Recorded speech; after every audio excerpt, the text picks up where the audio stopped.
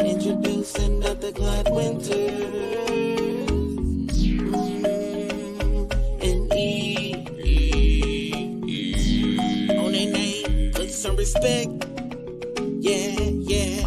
I think it's time for reality check. Yeah, reality check. Gotta get you back on cold. Reality check. For the young and the old. Reality check. Yeah, the heal your soul. Reality check. Get ready for the show.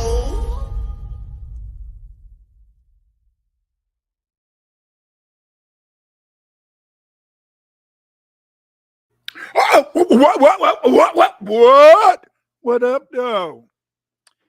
This is you guys caught me by surprise. I didn't even know we were about to start. I guess we started. Because see, today is the day.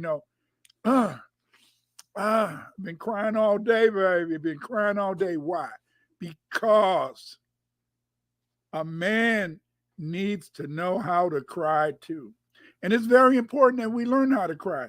But I want to first play this video by Yoshimod the Genius, because Yoshimod the Genius, the brother is always, in a sense, there trying to make things happy for us. I want to play one of his videos.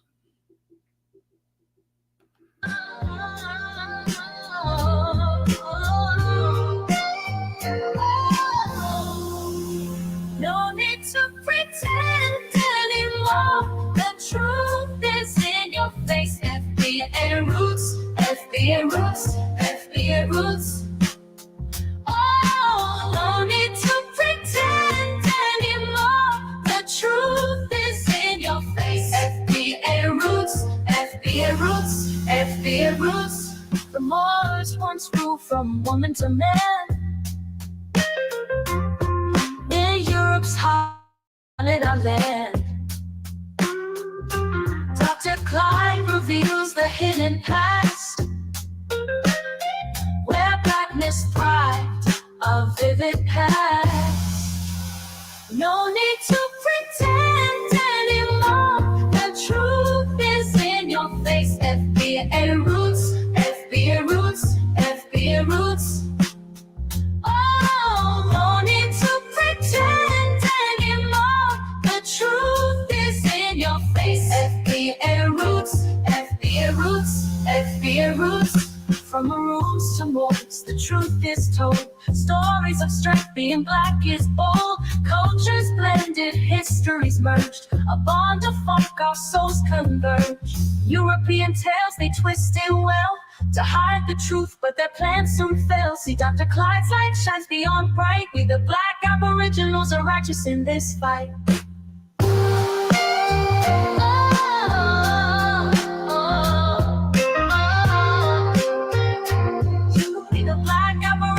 Are righteous in this fight. European tales, they twist it well. FBA roots, FBA roots, FBA roots.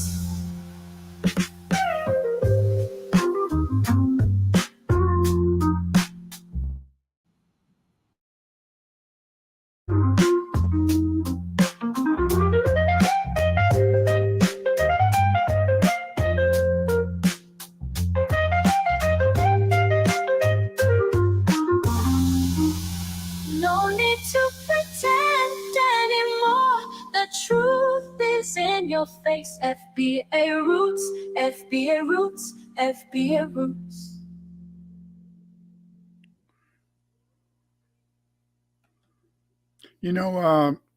That video was made by Yoshimod the Genius. Yoshimod, he's a very creative guy. Every Sunday, I hope you guys will kind of join us. Every Sunday, Yoshi, for the next few weeks, he's teaching people how to use AI, artificial intelligence, And you guys should check out Yoshimod, check out his videos, and see what makes it so beautiful is that Yoshimod has taken the time and the energy to provide the community free. You see, AI, artificial intelligence, is the way of the future. And we had his brother, Yoshima, the genius, who's every Sunday now, he's going to be doing a couple of programs to help you guys understand this. This is a way that you can improve your opportunities to make money. Yes, you can get a side hustle because of the fact and sense that he's there. But hey, wait a minute. Who's that? Oh, damn. Who's that? Who's that? Who's what? What? What's going on, Dr. Winters? What's up? Right. How you doing, Eve? I'm good. How are you? Well, I'm okay. I've been out in them streets, getting beat up by the sun, getting beat up by the energy out there. But the beauty is this: is that it's very important that we understand that men do cry. I'll be honest. Before my wife died, I only cried. Before my wife died, I only cried once. Period. Was it a happy cry? Was it a sad cry? What type of cry was it? My wife had her appendix bust, and they said she might die. Oh. And so then, when her appendix bust, and they said she might die, then I cried. I cried then. But I used to wish I could cry because I just felt that if I could cry over those years, that maybe in a sense I would feel better. I said my auntie said that crying made her feel good. So I said maybe I could get some of that good feeling. But do you know, Eve, is that it's, many people may think that crying is easy for us. But crying isn't easy for Black people because, see, whereas, a lot of times one of the things that leads to the demise, many people becoming unalive, especially Black men becoming unalive, is based upon the tears of a Caucasian woman, a white woman. But do you know, Eve, it's very sad that you can cry as a woman. As a Black woman, you can cry, but nobody ever gives a damn, That's true. And that's kind of sad. What do you think about that, though? It feels like, well, I think that Sir Gerda Truth said it best, right? Ain't I a woman? Because at a time when our workload were equal, but not really equal, but equal, as in a little boy could be a bed warmer or a little girl could be a bed warmer, degendered and dehumanized. I kind of feel you. I hadn't really thought about it like that it is hard to cry. I thought maybe it was just me. No, our story as foundational Black Americans, it's so connected with the experiences, even though, our specifics can be different. But I think that it's because, like what you said, we've kind of had to put on a show, a front for a long time. And then tears have been weaponized against us in a big way. It's funny because, school just started, and I'm so thankful to be at a Black school with a director who understands foundational Black Americans, even though he didn't. We might be battling on the who loses their voice first tonight thing, but he understands the Black experience. And while he is a self-identified Pan-African, he doesn't fight back with, I say Black, he says African with a K. You can't really say African with a K, right? But when we're writing out Africa, or we talk about Kemet and stuff, we bring the K along versus the C for the Caucasoids and such. But I said all that to say that Black people have had to be strong, because crying, what is it going to do? If my tears aren't going to make anything happen, then it seems like a waste of energy. And if I need to flee, fight, or do something else, then I'd be spending a lot of time, wasting time, when I need to be doing something to, prepare myself for something else. But I think that, you know, my tears don't matter to people because I'm a Black woman. And either they think I'm a drama queen, extra, doing too much, or that's just some woman shit. You'll get over it and do what you need to do. White women, I don't think they get the same attention for their tears. And then we're going to get to Tyrese, right? Because that's a whole other type Well, of drum. yeah, you just have to admit that Tyrese is the man in the sense that that he's the you know the a person in the sense that is very interesting. What makes him very interesting is that whenever you really think about Black people, you rarely see any Black people crying. Period. And what makes it even worse is that you rarely see, in a sense, Black men or women crying. Because as you said, nobody in a sense feels that we should that they should really be recognized for their crying. And yet we have this man Tyrese. He has the ability to cry. But I know he also says that when he was younger, his mom used to take him to the welfare office and have him play crazy so he could get a crazy check. So I mean, hey, nothing wrong with that, because I'm proud to say I'll admit, that while I was teaching, I wrote a lot of letters for my kids to get crazy checks. A lot of letters, and the reason that I wrote those letters is because the fact, in a sense, is that I just felt that it was good, because see, the thing is this, is that we often forget, in the sense that I saw the crazy letter as a thing that might help this child in the future. Because see, I always looked at it from this perspective, is that who knows, that kid, yeah, their mom came in, their mom took him took him downtown, and then their mom wanted me to write a letter saying that they were crazy too, so they could get the crazy check. That's what the kids called it when I was teaching, the crazy check. And the thing is this, is that, but I just felt that, hey, maybe this sister, maybe this brother down the road, they might need that Social Security money. So I mean, hey, I didn't mind doing it. And a lot of you guys out there might say, why would you do that, Dr. Winters? I did it because the fact is that I'm old school. When I was growing up, how you doing, Jade, and Russell? When I grew up, my mom and dad, they always taught us, in a sense, that white people owed us something. They told us that white people owed us something, because they said white people took every damn thing from us. And because white people took everything from us, then therefore, in a sense, we were entitled.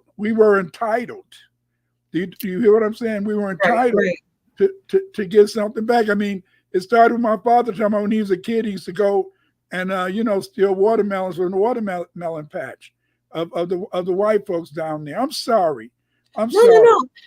That's actually, it's very interesting, because in today, they weaponize that exact energy and thought against us.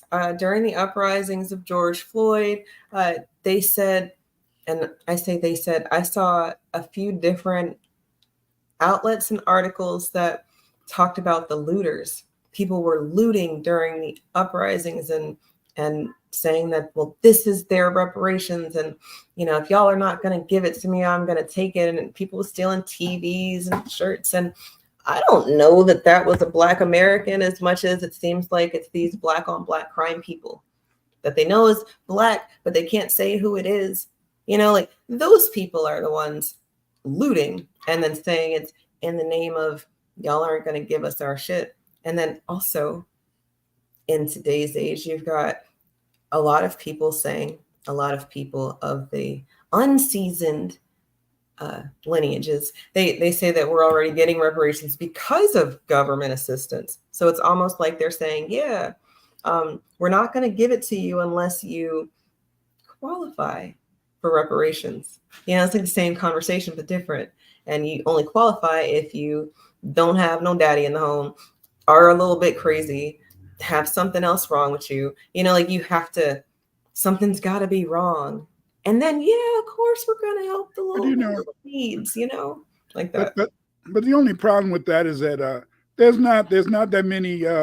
Sad to say, a lot of black people a lot of FBAs get food stamps, but there's not as many black people receiving government assistance. Because ever since Clinton made it so that you can only get government assistance for a limited amount of time, black people have found alternative ways to survive. In fact, many of their children, after they got out of school, after they went to school, they got good jobs or they got okay jobs, and their moms may have been able to get some Social Security, but it's not as many black people on aid today as it was, when maybe even when you were growing up, because sure. see, the fact is this is that black people have taken advantage of the opportunities. We're very a very creative people, a very strong people, but at the same time, we fail to allow ourselves to really cry. And this is sad. I remember back in the day when I was feeling down, I used to wish so much. I used to say, "Damn, I wish I could cry," And like I said, I wanted to cry because I felt if I could cry, I would feel better, but I couldn't cry. Like I told you, for 50 years, I couldn't cry, except during that 50 years, I only cried once when my wife appendix bust. But now I can cry real good now. Every time I think about my baby doll, I can cry. But the point is this: is that is wonderful. It's wonderful because see, when I was trying to raise my sons, I have 5 boys, 1 girl. My wife, I let her mainly, deal with my daughter. But I felt in a sense that I had to teach my children. I had to teach my boys how to grow up because I didn't want them to be gay. Yes, I didn't want to be gay. I'm sorry. No, that is so important to say now, because there are so many parents who say, I just want my child to feel loved. And I'm not saying that they don't want their child to feel loved, but you can't say that you don't have a plan for them unless you didn't have a plan for them. But then after they're here, why don't you have a plan for them? And then the way that I saw that white dad cry on Dr. Phil when his transformer son was telling him that he was not trying to be his son anymore, that man was crying, and it wasn't tears of joy. He was really hurt.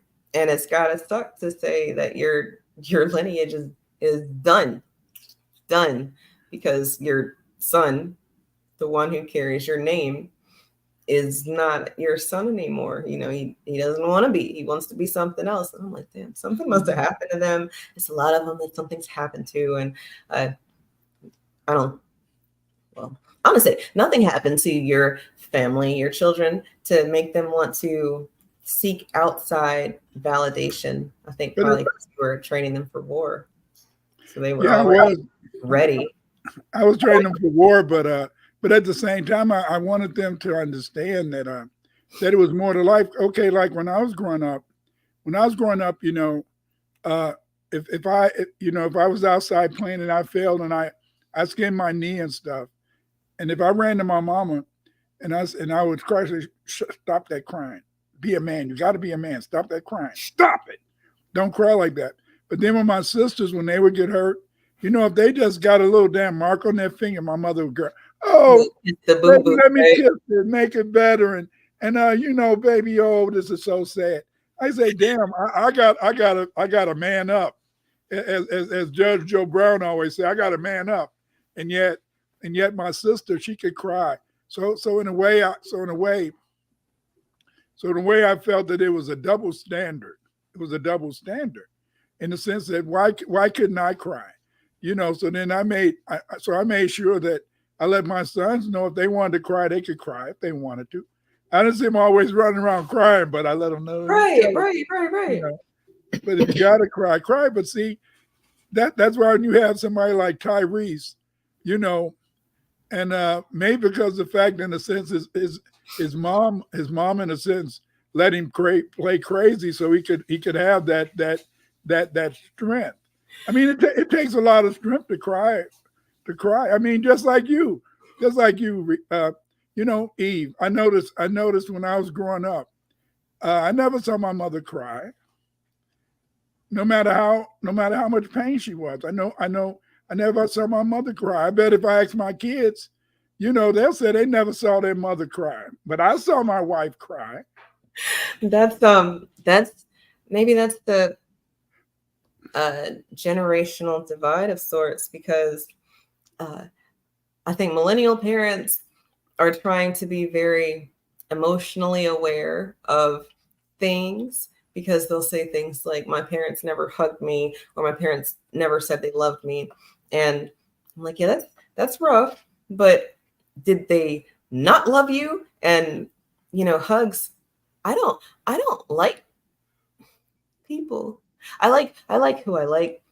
What's going on, Immortal? But touching me, you got to be a very special person to get inside the bubble, right?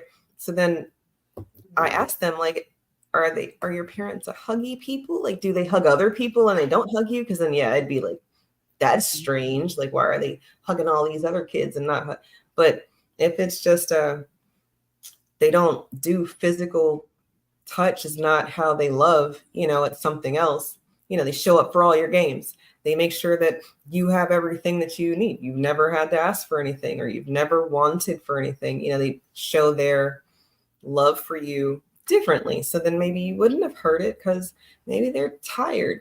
Not saying it's an excuse or anything more than just a universe where, these people who tell me that their parents weren't extra affectionate with them.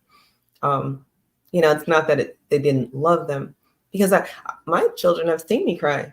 And the first time I didn't like it because I felt very weak, but I also didn't like that because there's this stigma and stereotype on, if a woman's crying, then she's weak. It's showing weakness, which I guess why they can get pampered, because they're, weak, right? But then men can't get pampered like that because their tears don't really matter. But then, but even as a Black woman, are equal or not. Like, y'all are way down on the totem pole of people giving a damn about your tears. And but even as a Black man, I had to go back to when I was growing up. When I was growing up, you did not hold your girlfriend's hand or your wife's hand. You did not hold her hand. Nope. You wasn't going to be caught holding a woman's hand. No, not as a Black man. Like, because it's too affectionate. You look weak. I got you. Okay. And then you sure as hell, if you wasn't on hold their hand, you wouldn't kiss them. But then like my wife, in a sense, maybe because she thought I'd been a whore up at college before we got married. Maybe I was, but maybe I wasn't. But anyway, but then she'd make me, she'd get mad at me because when we would be walking around the campus, she would try to grab my hand and I would try to put it in my pocket, and somewhere else she said, you better let it go. You better put your hand out. And so then I had to put it out, and all the fellas, damn, look at that fool. All of the white people, they didn't care, but Black people, look at that weak nigga right there wandering around holding hands. What's wrong with him? Go ahead. She did that, and that was wrong. That made me want to cry, but I couldn't cry. But in a sense, but see, the longer we were married, the more I could show more affection. But the thing is, this is that, oh no, back in the 70s, you did not hold 70s, 80s. You didn't hold no woman's hand out in public. Get out of here. That's just Black people that you're talking about, or Black people. White people were free to do whatever they wanted to do. Right. But we had certain restrictions. You had to walk a certain way. You had to. It was all about style. It was all about imagery. Look, Dr. Winters. Yes. What about assessing threats? Right. We are at war. We've been at war. I've been asking this question, and the results have been pretty, what's the word for really down? Like, they make me sad, but I'm not sad. I'm just, okay. I was a little overwhelmed by the responses because Response to what? were we at war during slavery? No, Why? we weren't at war during slavery, because the fact that you had to look at it from this perspective is that during slavery you had two periods of slavery. You had the pre-independence period of slavery, and in a sense the independence period of slavery. Okay. Where you going? You mean like colonialism slavery and then American slavery? Yeah, before American slavery. Okay. So then, because you had to remember that America, once America had a constitution, they ended the Atlantic slave trade. Right, but they didn't stop doing stuff here on. Oh yeah, they still kept the internal. They still kept the internal slave trade, because anytime they needed somebody black to put on the plantation, they would just attack an Indian village, a black Aboriginal village, and then they would attack a black Aboriginal village. They would get all the black people in the village, put them on a boat, and they would sail the boat to Jamaica. Then come back from Jamaica and say, "Hey, we brought these slaves from Jamaica," and then in a sense, since most of them couldn't speak English, they're speaking some Indian tongue.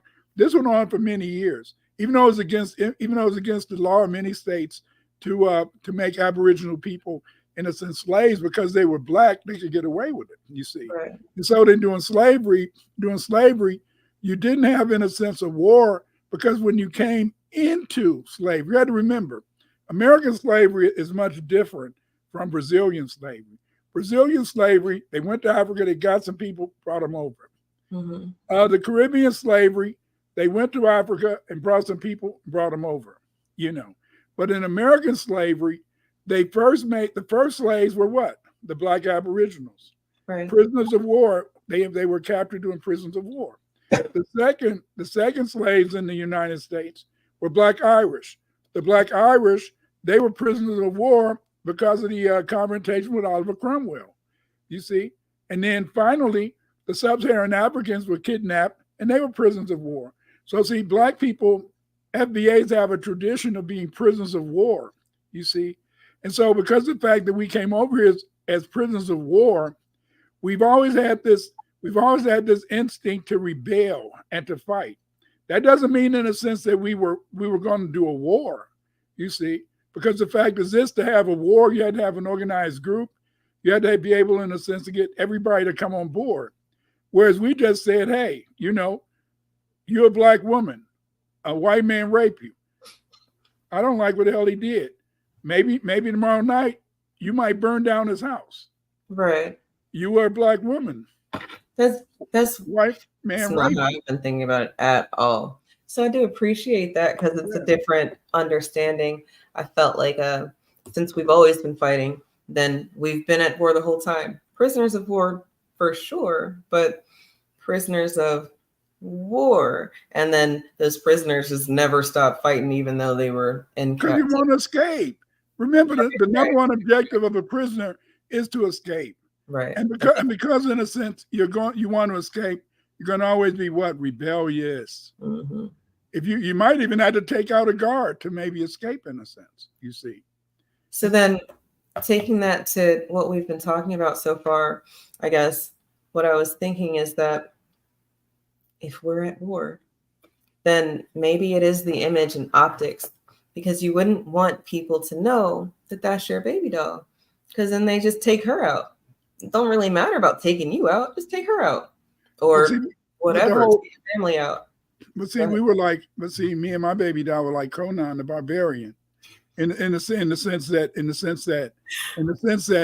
you see, the first thing they teach you is when you're walking with your lady, you walk near the street, and your lady walks outside of the street, right? That's right. Okay, so then therefore, in a sense, but see, my baby doll, in a sense, she would be ready to fight. She was going to throw down, even with her little ass. She wasn't little. She's about what, 500, 600, 2,500, often maybe as high as 140, but mainly around 126, something like that.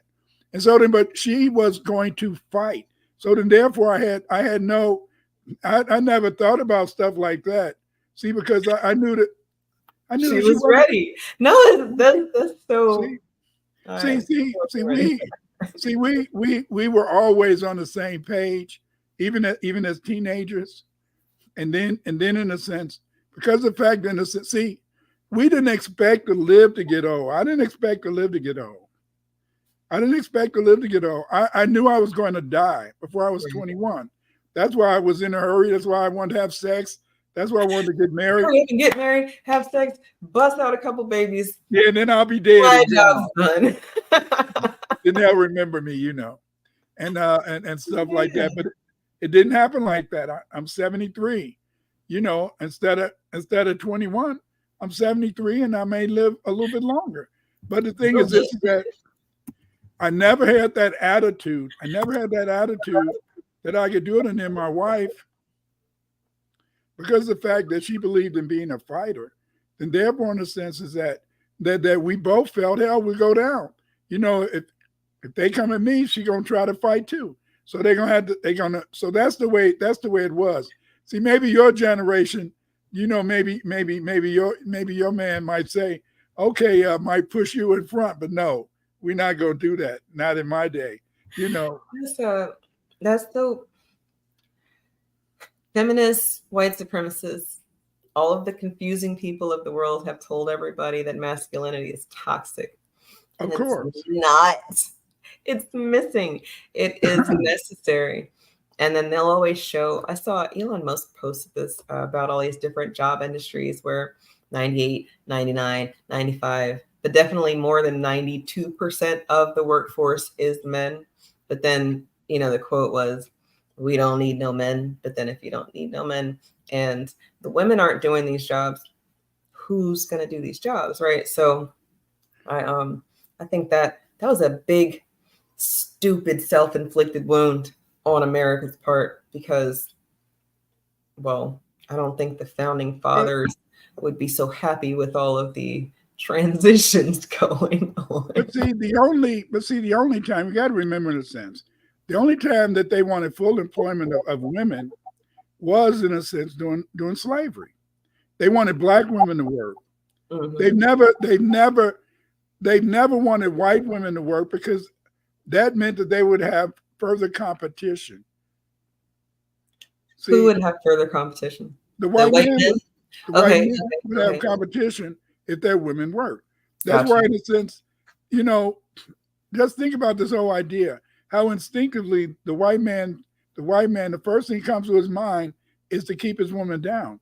That's one of the reasons why I remember my father, when I was growing up, he said, that's the one thing I love about the white man, is that the white man always controls the checkbook. He makes sure, in a sense, that his woman has no control over that money so that he can control her. And see, that was and so then the Civil Rights Act, when and Title 19, I think it is, when it started allowing women to go into employment, that hurt in a sense the superiority of the white man.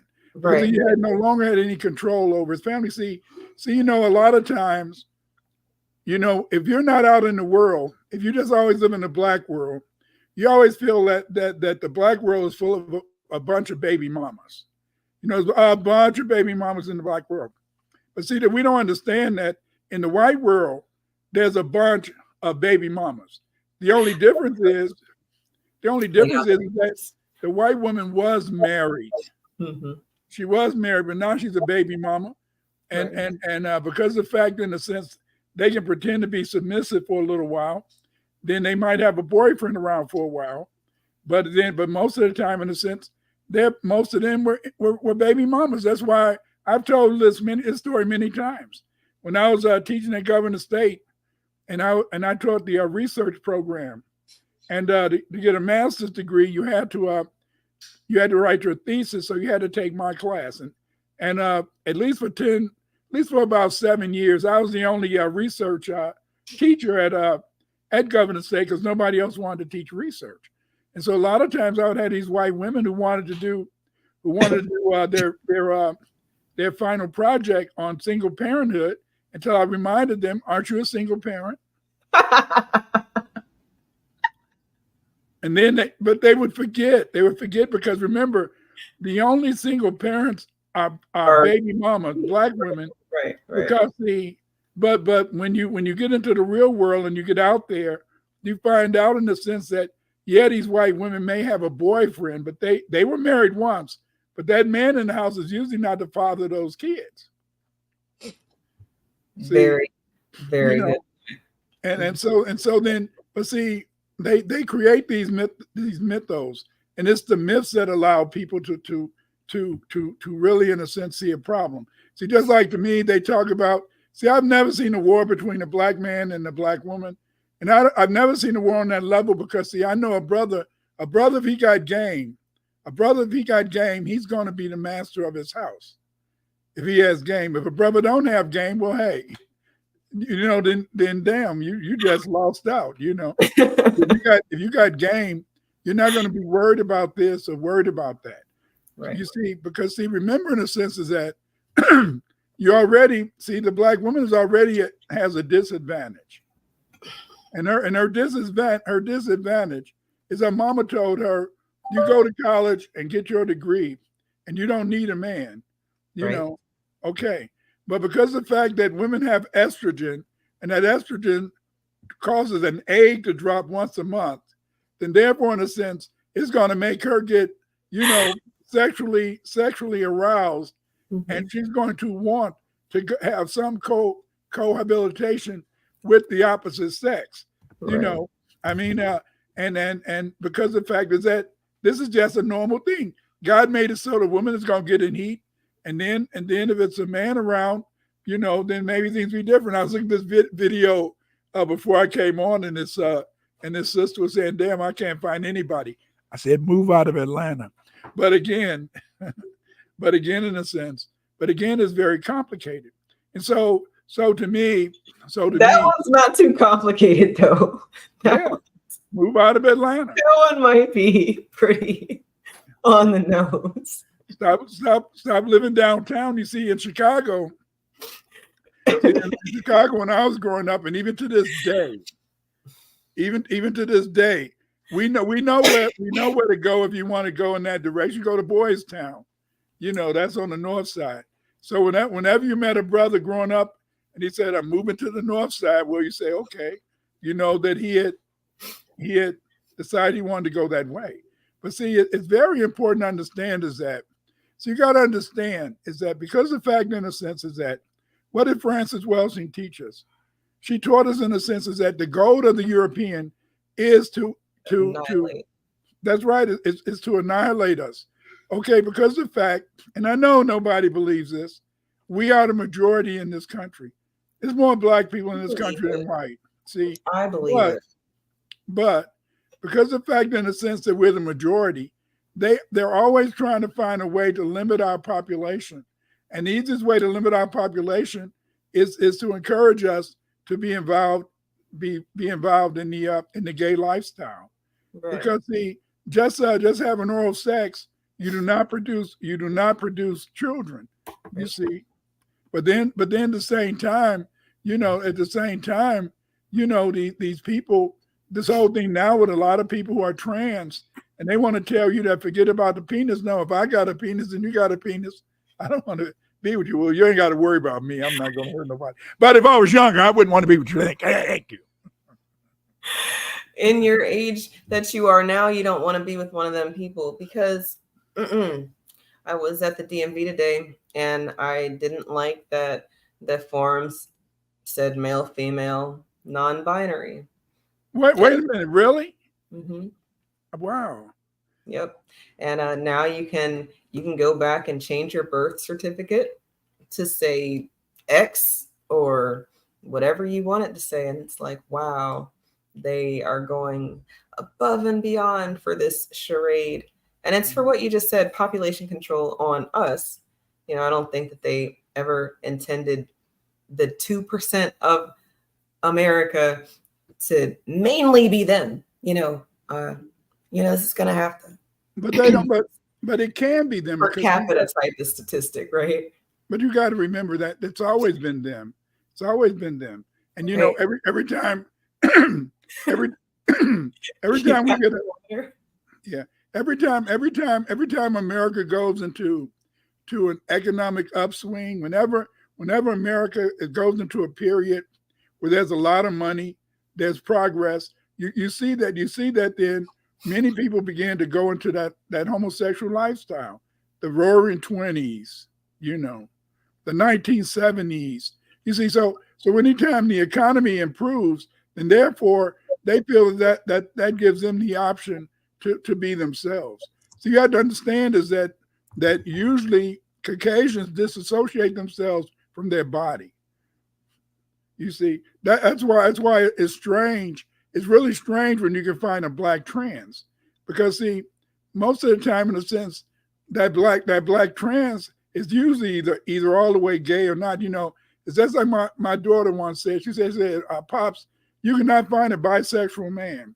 She said that she said there's no such thing as a bisexual man. There's no such thing. Because she said that usually she said you can have a bisexual woman, but you can't have a bisexual man. And she said a bisexual woman will go with both sexes, but usually, in a sense, if a man is bisexual, he usually goes all the way to homosexual. I'll give her this: if you are a man and you can take a penis in your butt, you're gay, and it doesn't matter if you also like women. That's just the bottom line. Like them, you don't want them. Right, because that's a whole other level of commitment, I think, for a man to be the submissive one, because all of that gets into like power. But even if you allow a man to perform oral sex on you, to me you're gay. That's what I feel. No, I'm there with you too, but I would say that you could probably claim bi, but you probably are all the way gay, because none of the women are gonna want to know that you like what they like. That's a mind fuck in a very bad way. It is. And you got to look at it from this perspective, is that a lot of times men want to have sex no matter what, maybe 5, 6, 7, 8 times a day. So then therefore the average woman is not going to, you might get sex every day, but you might find a woman who have sex with you every day. But when you want to go 4 or 5 times a day, most women, no. I'm sorry. We don't. There's no such thing, because most of the time they say, "Damn, I'm tired. Shit, I don't feel like it." Well, I'm saying, and why aren't you tired at this point? Like, what the hell is going on? Because as the man, you're not doing any work. Huh? I didn't think about that. You're not doing any work. So then therefore, I know you're saying, what is he talking about? But you're not doing any work. But see, you have to heave up, down, heave up. And that's why in a way, most of the time women are more flexible. That's why women can do yoga and all that. They're more flexible. That's the way it is. Until they get old, then the older you get, you lose it. But the point is, so then therefore, a man, if he's having oral sex, what is he doing? He's not doing nothing. That's true. He's literally just laying back. But if you're a woman, you got somebody that may be twice as heavy as you on you. You're trying to breathe, but you still have to move. All that type of stuff, and all he's doing is say, "Yes, handle it, baby, handle it, good." But so the thing is, this is that. So then, therefore, yes, that's why, in a sense, many men, I think that's why a lot of men just go in and say, "Hey, I'm gonna go in and be homosexual," because the fact is that I don't have to do any work. Right. I can have sex when I'm ready, and the thing is that that's just it. But see, if you're a woman, the older you get, you start saying, "Wait a minute, do I really want to? Damn, do I really want to do this for 4 minutes?" Now, I mean, I'm just. That's what some women say.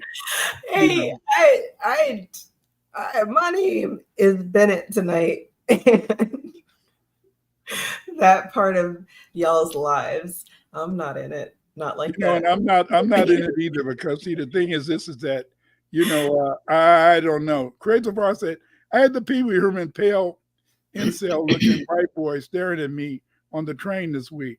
Probably gay. Eventually he stopped. He probably felt the energy of death coming from my persons. He probably did because he knew that you wanted to hurt him. But the Yeah. thing is, this is that you had to understand that why shouldn't he try? Because see, these people, it's very difficult. It's very difficult because see, it's being able to fight this war. And as you said, Eve, yes, a war does exist, but there's two wars. And see, the biggest war that we're continually fighting, it's a war between good and evil. See, but the only problem is that we see the white man as evil. And we see those people, in a sense, who subscribe to his dictates, those people who join the homosexual tribe, we see them as evil too.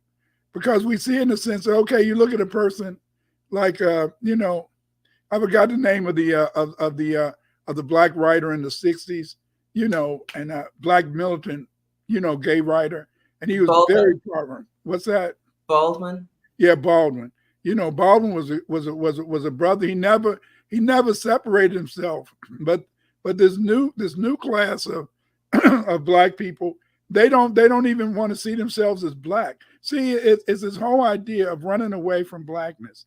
It's running away from your identity. It's running away from who you are, you see. And so then that's why in a sense is that when you can have the sensitivity, to be you, it's very important. But we are fighting a war, Eve. We are fighting a war. It's a war between good and evil, but we just say that they're the evil people. And so they're the main part of it. Then we had to fight a war between ourselves. How do we be ourselves? How do we have the strength? It takes a lot of strength. It takes a lot of strength, I mean, when you're a teenager, you don't feel you can die anyway.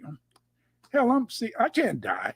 You see, that's one of the reasons why you always get 18-year-olds and put them in the military and send them to go fight somebody. Right.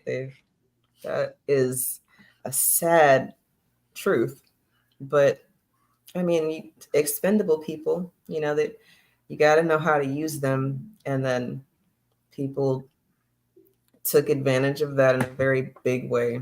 Right. And I don't mean that 18-year-olds are expendable, but I mean, when you have a no fear of death, that's who you would want to be on the front line. Someone who's not going to be afraid of running into the fire. First responders are the same type of backwards, but forward thinking, that's why in scary movies, Black people, when we hear a bump, we're not like, oh, what's that? As much as, I'm out of here. I don't have time for that. And then white people have this stereotype of being let me go check and see what's going on, because they're the first responders. And I hate the stereotype, because it's not all the way true, as much as in scary movies, that's normally who gets got first, the person who's going to go see what happened. But in real life, I don't know Black people that are running away from bumps in the night. If you bumping over here and you're not supposed to be, there's someone here who can take care of that. You're not supposed to be making bumps in the night and get my shit and leave. That's right. We heard bumps in the night when I was growing up. My old man would get up and get his gun, get his shotgun. That's what I'm saying. Exactly. And he's going to see what the hell going on downstairs. Even during the 60s when we were doing the rioting and stuff. Just about if it was a man in the home, not so much, I don't know about the women, because I was with my father and mother. But if it was a man in the home, you at least had 3 guns in the home. They were rifles. But I mean, damn, a shotgun or a 22 rifle, they can kill you just as good as an M1 or today these other weapons. And so then therefore, in a sense, you always grew up around guns. When I was growing up, you always grew up around guns if it was a man in the home, because usually the man in the home was from the South, and if he's from the South, he usually was a hunter. Like now in a sense. And a lot of military men, once they get out, they want to have a gun around the house, or 2, And I mean, and today they don't even cost that much, Right, right. No, I believe that, and I think that's pretty. I think it's pretty accurate. The protection aspect that we've been talking about, and how having a man in the home is probably going to make that an easier accessible thing versus a woman. And then, you start to see the different consequences of single parenting with regards to weapons when somebody brings a gun to school and they're not supposed to, or somebody gets shot on accident, and it's like, well, who was in the home? And that's not a dig at single moms or single dads, because I've seen it both ways. Right. The attention is missing or lacking, and the parent has to do all of the work, even though that's impossible. Something's going to get It's missed. got to be, that's why it takes two. It takes two to tango. And the thing is, this is that no matter what people say, today is so true. But when I was growing up, you would maybe see a single mom, but it was some man around, either brother, cousin, grandfather. There was some man around. Whereas today, you find in a lot of these homes, and I can't blame a woman for wanting to kill her children, because I remember sometime my wife, she would say, "Damn, my mind keep telling me I should kill one of the kids, but I'm not going to do that." But then you think, but then she could talk to me or talk to her mom. But then when you think about a single mom, and the single mom is in the home and she has nobody to talk to except the kids, and then you get these thoughts, because see, we're fighting. There's a war between good and evil, but we forget that there's an evil side of us. That's very true. It's an evil side of us, and I mean, and so then, off and on, she would say sometime after when the babies were little, she might say, "Damn, my mind would be wanting to tell me to kill my kid. I'm not going to kill my damn kid." But see, but the whole point is that you have to be conscious. And see, often we're not conscious of ourselves. Often we don't look inside ourselves and really see who the hell we are. See, a lot of people, okay, I'm Dr. Winters. Okay. I'm Clyde Winters. But people can build up any image of me, my children, my wife, whatever, my friends, you see, my colleagues. But the point is this, is that I don't know me unless I really try to investigate me, you see. And see, often we don't really investigate each other, you see. That's one of the reasons why when I was when I was younger, I always felt that because of the fact that women looked as though they felt better after they cried, I always wanted, in a sense, to maybe wish I could cry. I said, maybe if I could cry, maybe in a sense I would feel better. I might still want to fuck you up. And I mean, when I was growing up, some of the best fighters in the schoolyard, they would be crying and they'd be kicking somebody's butt, beating the hell. Say, damn. So sometimes tears can make a mighty effort, That's for sure. That's for sure. I mean, I'm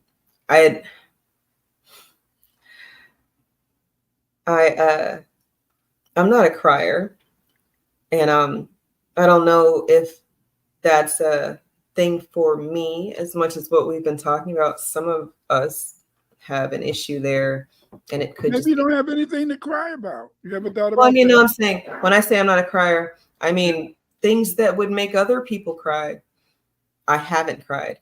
And then very randomly, I've cried. One of my pregnancies, there was a commercial. It was like a Free Willy type commercial, the orca, and it wasn't Free Willy, but I don't know what the orca is. I don't know. It was like a Save the Orca commercial, and I bawled. Like, I was crying alligator tears, and I have no idea what that was, because I have zero issues with orcas or killer whales. I don't love them. I don't hate them. I don't feel any kind of way about this animal. But that commercial, I don't know if it was a song, if it was just, when you're pregnant, you got all sorts of hormones. And then after you're pregnant, or after you have the baby, it's still a whole bunch of hormones. So not having anybody to talk to and having dark thoughts, and wanting to keep it in, like someone said in the chat earlier, and you're not wanting to show the child, or you don't want to upset them with your tears or whatever the reason You is. know, Keeping and, that in might make you go crazy and do some and crazy shit. sometimes you can be with somebody who you love, and they can love you, and they can love you, but sometimes you can't communicate. Sometimes you might still be afraid to really share, your deepest thoughts, your deepest feelings, your deepest emotions. And see, this is something that I think that many relationships, never reach that point, because a lot of times we've been conditioned to feel that if I act like I'm that crazy about that person, then maybe that person's going to hurt me, or maybe that person's going to leave me. And see, we have a constant battle, because I really believe, Eve, is that the average Black woman do not know what love is. And the reason I believe the average Black woman doesn't know what love is that she's been told by her mother always to be strong. And the community always tell us that you're a superwoman. And because you're a superwoman, then therefore, in a sense, it's hard for you to relax enough to really allow your man to really love you. I didn't say make love to you, but to love you. And so then therefore it's very hard unless a woman can really have high confidence and have the confidence to say, you know what, baby, this is what I want. What are you talking about? You want some more silver? You want some more gold? You want some more rubles? Okay, I go out. No, she said, I want you. What the fuck? What the fuck are you talking about? You got me. And then you might say, I want you in totality. And see, this makes people very afraid, not only men, but also women. Because see, how can you want me when I have to give you all of me, when I should be afraid of that, But again, let's read some of the chat. Craig so far said, sitting here learning about our history each week and living based on knowledge of history, plus striving to live our lives in accord with nature. I think that's a way to fight our battles on earth. It is. But at the same time, we have to always be aware that there is a battle. BM said, that's what I've been thinking, that we are the actual majority. We are the actual majority. Right. You're the majority. RSM, you're the majority. Why do you know you're the majority? Because that's why everybody, they don't try to make the Asians vote. They don't try to make Caucasians vote. They spend all their time trying to make Black people vote. Remember, when Obama ran for president, he even took some of the southern states because those Black people came out and voted, because we are the majority. But the whole point is that they try to vote. I mean, just like you take Chicago, you could take the Black people just on the south side of Chicago. I'm not talking about the suburbs, which are all full of southern suburbs, which are all full of Black people. I'm not talking about the Black people on the west side. Not even the west side. You could take the Black people on the south side of Chicago, and is more Black people on the south side of Chicago than in Wyoming, South Dakota, North Dakota, and Montana put together. Whoa. There's more Black people there on the south side of Chicago. So then therefore, in a sense, we are the majority. But that's why, in a sense, they always have to tell you you're a minority. Because if they tell you you're a minority, then you know how to stay in your place. Because a minority can never overwhelm the majority, right? So then therefore you have to understand that's what it is. See, Black people have been able to survive in America because, remember, what is critical race theory? White people hate you. White people want to kill you. White people created a race in which you're supposed to lose. And yet, even though white people hate us, even though they want to kill us, even though they created a race in which they're supposed to win, God has always said, fuck you. And then because of God, we're still able to, in a sense, become superior to them. You see? I love it. It's the truth. The truth will set you free, but it's scary. I mean, that's crazy. Full circle, because Tyrese telling everybody that his mom made him put on this show. I feel like if his dad were around, then he would have said, you can't be doing all that crying, right? Or he would have, there would have been something else. And then So now we've got a single mom anecdotal situation where he is famous, he's got money, but his ex-wife is not, she's not black like he is. She's She's something else, Spanish or something, or Asian Spanish. right? And You then he is crying because she's being mean to him. But is she being mean to him? I don't know. Or is she just doing what they do? And then he's just emotional about it, or he thinks that it's going to help him out, or I'm not sure why. See, the thing is that he wants her to love him. I'm sorry. It's her. Okay, the tears are for her. It is for her. Okay, because see, the thing is that I don't like to say this, Eve, but a white person, a Latina that grows up thinking that she's white, they cannot love you. They cannot love you because they've been taught that they're superior to you. They've been taught in the sense that you're a piece of shit on the bottom of their shoe. Right. And so how can they love you? Because see, the key to making a loving relationship is not just the fact that I love you, I respect you. I respect you. And see, because I respect you, then I feel in the sense that I would do nothing to harm you. I would do nothing to let you down, not because I love you, but because I respect you and I want to treat you the way I want to be treated. So then that's why, yes, a white woman in a sense can pretend to marry you. They can even say they love you, or a white man can pretend he can marry you and say he loves you, but he can't love you because he's been conditioned to feel that you're beneath him. And sooner or later, in a sense, that it's going to be an outburst. Nigga, you nigga. See? Right. And other things like that, because they've been taught to hold you in contempt. And it's very difficult. I used to always tell my kids when I was teaching, I said that you have to give respect to everybody. But in a sense, I said, so people do not earn your respect. Because I had a lot of kids, back beginning by 2011 to 2015, kids talking about, you got to respect me. I said, I had to respect shit.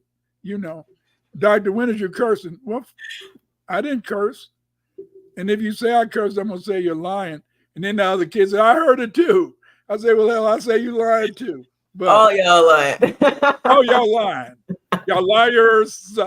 Y'all just don't like Dr. Winters, but they never know.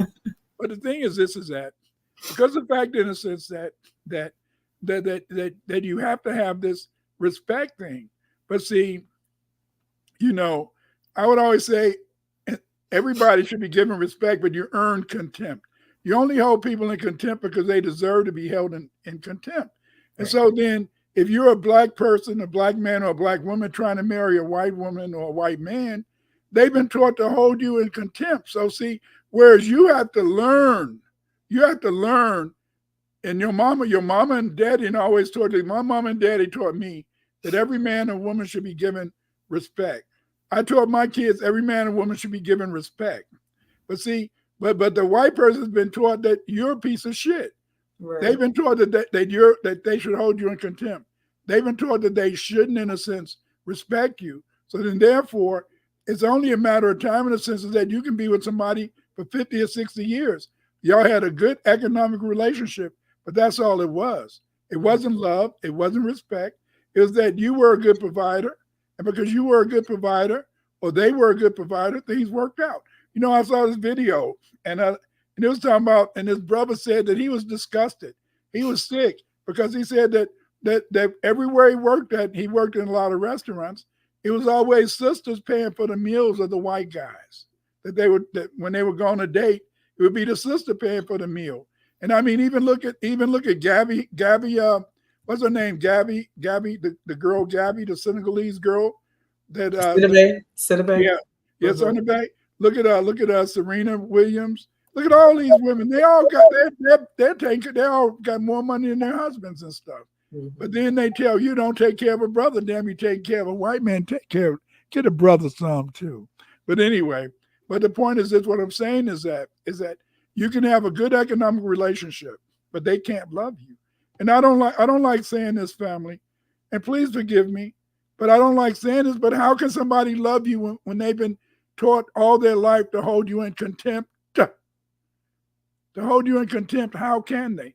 You've been taught by your mom and dad to respect people, and they earn in a sense your contempt. Your mom and dad did everything. I don't know about you, but I know I raised my kids and most of the people I grew up with.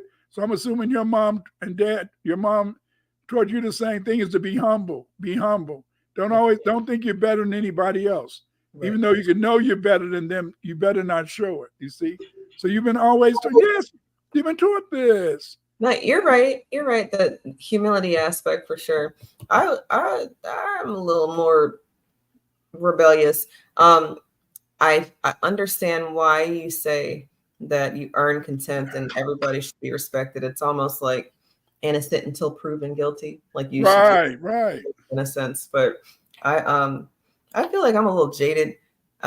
People have been saying that you should give adults respect because they're adults. And I'm like, but if you don't like me and I don't like you, then the most respect we can have is just being honest with each other. But then children aren't allowed to not like adults, especially adults in a authority, figure or whatever, because they're instructing or leading or teaching. And I have always just That's not always the case. that at all. Even though that is essentially what my parents and our parents That's taught not us. always the case, because as a teacher and as an educational psychologist, you only find that among, in a sense, Latino kids will give you respect because of your position.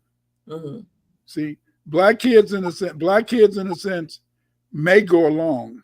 White people are not white children are not going to go along. You're just in a sense, you're there to serve them. This Right. is just from 46 years of teaching. That's what I saw over the years. Like anyway. I'm not going to talk about something that I'm ashamed of, because yes, I taught some white kids once, and the way I was really mean. And I would take them out in front of the door. I would take them out and I would talk to them in the hallway in front of the door and stuff. And then I would be talking to them and I'd be pinching their asses and stuff. But nobody could see me pinching them. So then I could always have deniability. That was mean of me.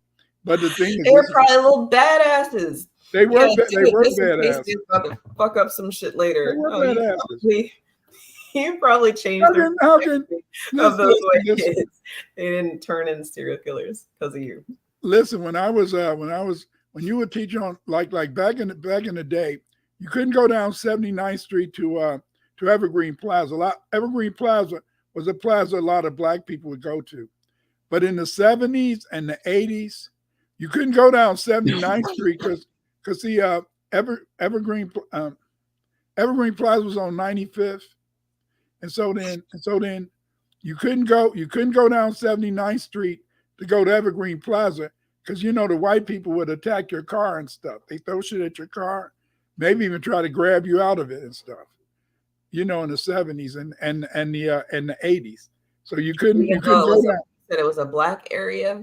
No, it was a white area. It was a white area. Okay. And you couldn't, so you had to go all the way around.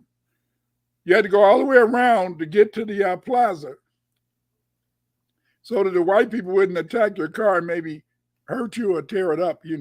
Oh, Chicago. That's what made Chicago so beautiful growing up there. Chicago made it clear back in the day, not so much today, but back in the day, white people lived here, black people lived there. The Irish lived over here. They didn't want to see your black ass. The Polish, they didn't want to see your black ass. You better not be on Cicero Street. You better not be on the street Cicero. Was that Italian? That was Italian. Italian, white, and Polish. And the thing is this: if they caught you on Cicero, they would kill your ass. I'm serious. No, I'm not laughing because it's funny. I like the black and white aspect of it all. Yeah, you knew where you stood. Those white people don't like each other, but they like each other more than they like you. So right, there's levels, and I most definitely agree with you that an interracial relationship can't have love because it's unbalanced because of what's been taught. Like, we're not there yet. I understand people want to do the utopia and the perfect society, or dystopia, if you will, but we're not there yet. Maybe in 200 years, but I don't even think they're going to be here in 200 years for us to have a loving relationship as much as the people who will be here in 200 years will be varying shades of brown. And then from there, it'll still be about, culture and what you're doing. And for what it's worth, Crate said that the reason he's so emotional recently, Tyrese is so emotional recently, is because the wife took half, or wanted half, or she wants more money. And he's like, he doesn't want to do that, I guess. And then I saw something about a child. Right here. He says, I had read on Twitter, Teresa's ex-wife took half his money and treated marriage like a business. Marriage is a business. Right. Marriage is a business. And then they definitely treat it like a business. Right.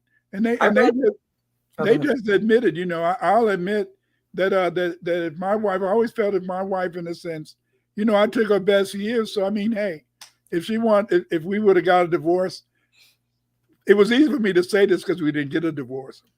But I felt if we would have got a divorce, she would have deserved whatever she got, because I took away her youth. I took away her youth. Damn. So then, so I mean, hey, you had three relations, for 20 years. I mean, in the street, that relationship go between what $75 to $800. So, I mean, you had it free for 20 some years. So the thing is, I mean, we just gonna be for real about it. I mean, no, it's real. That's honorable. I've seen so many of these alpha cosplaying men saying that, if he took her best years, then, she should have known better, or she should have done better, or she shouldn't have picked me, something along the lines where it's her fault. So she shouldn't get anything because it's her fault. And I mean, I can appreciate what you said. It's a little easier to say now that it's never going to happen. She's never going to divorce you, because she's always going to be married to you. She's always your baby. That's what people thought. That's what made what happened to Judge Mathis made many black men get upset. It's for the first time. See, Judge Mathis' wife did what I remember my wife, when she was 30, 35, 36, she said, I want to find myself. And I said, oh yeah, you want to find yourself. But I'm thinking to myself, damn, if you want to find yourself, what about me? Where do I fit in? This is what I felt. I wasn't going to dare say it. That means that's an honest question. Because what if she goes and finds herself in Italy with Pablo? Yeah. Like, or what if you go find herself with Jerome or whatever? But the point is this. But so then I just said, okay, I was cool about it. But I'm saying, damn, what? But then Judge Mathis, his wife, went on and just said it. Damn, I think I'll go find myself. See, on the surface, we want to say, hey, a lot of people say, oh, she must have another man, or she might have somebody she want to be. She may just want to be herself, and it's scary. Do you know? That's the beauty. That's the beauty when the man and woman come together. When the man and woman come together and see who does most of the compromise. The woman.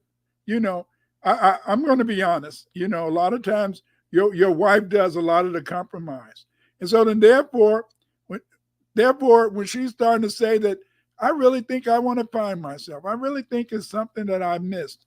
Then if you're smart, you just go along. Okay. And then you just make sure you, right then and there, if you ain't taking her out, you start taking her out more, going to the theater, going to dinner. What do you want to do, baby? Where would you like to go this weekend? Right. See, but a lot of brothers ain't cool. They don't understand. See, when Judge Mathis' wife told him that, he should have, in a sense, instead of just taking it for granted, We've been together for 37 years. What the hell is this? You know, she like it the way it is. No, you're going out every day. You've been with the people every day. You're going to meetings. You're going to meetings with your friends and all this. She waiting around in the crib saying, damn, that nigga going to the meeting. He didn't ask me that I want to go. And I'm not even invited to go. But see, if he would have been smart, when he started seeing, and she let him know that something was missing. Yeah. And what was missing was your inattention. Nigga, what? You stop paying attention to her. This is why, you know, like that's why I always took my wife out. We always went places. We might go stay at hotels, things like that. You know, just to in a sense, always make sure that she knew that she had my attention. And see, the average man feel, damn hell, we've been doing that. She don't want to do that. No, that's what you don't want to do. Right. She don't want to go out. You don't want to go out. Yeah, you know, I could, and they cross your mind. See, this is the thing that makes so mad for many of the brothers who wives, in a sense, push them, become like Judge Mathis' wife. The wife be giving you the signals, but you're not paying attention to it. Instead of in a sense, understanding that you got to be like Tyrese and Craft sometime, and really think about what the hell is going on. They ignore their woman. When they ignore their woman, she ain't warned you. She said she's thinking about something. That means, in a sense, that something isn't right. What are you doing wrong in the relationship? What is it that you could do? What is it that she may want to do? See, just like a lot of times as men, we complain that, oh, my wife, my lady, she's not doing what she did when we first got together. You're not doing what you did when we first got together. You know, who is this? I saw some video, and the guy, in a sense, he didn't really get it. See, I'm gonna tell you out there, if you got a wife or you got a husband, you guys got to understand is that everybody wants to have a life and everybody wants to live.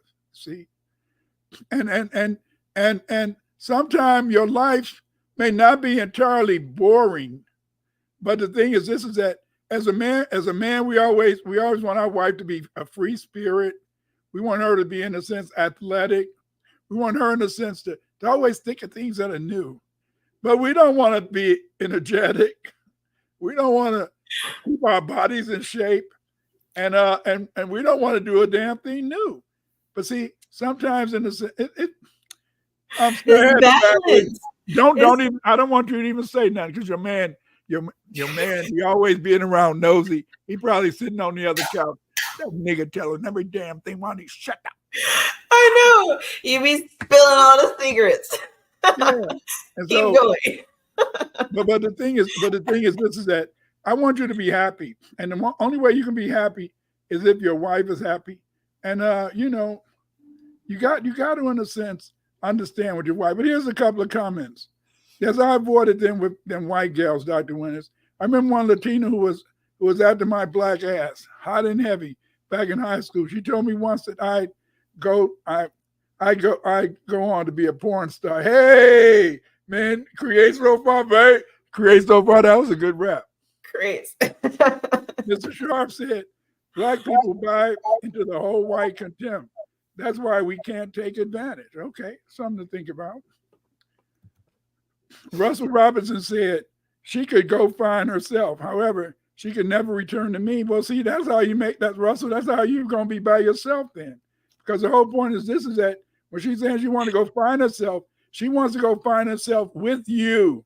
But yeah, your option is good.